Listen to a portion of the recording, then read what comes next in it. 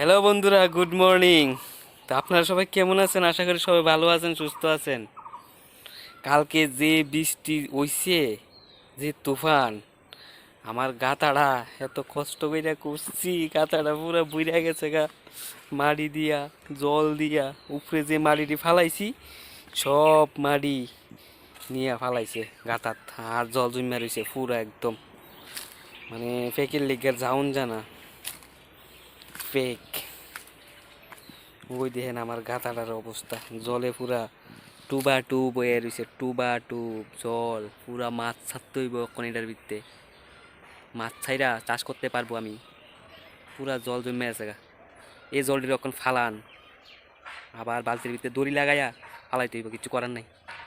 কবে আবার শুকাইব এটা, কবে আবার কাজ করতে পারুম? না শুকালে তো আর কাজ করতে পারতাম না। পুরা জল জমে গেছে গা একবারে। এই, এত কষ্ট করে করছি।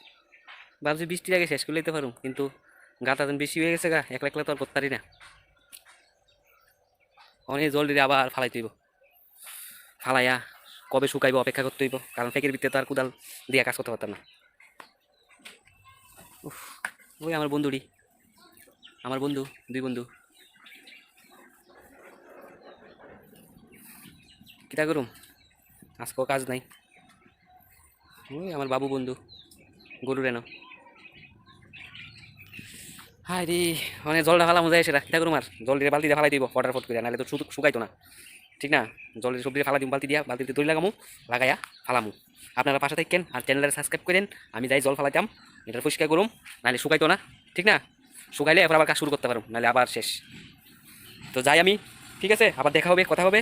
পাশে থাকেন আর চ্যানেলটা সাবস্ক্রাইব করে দিয়েন, ভিডিওটা দেখতে শুধু যাইন গানা, বুঝছেন নি? অনেক আশা লইয়া ভিডিও বানাই, আপনারা সাপোর্ট করবেন আমারে।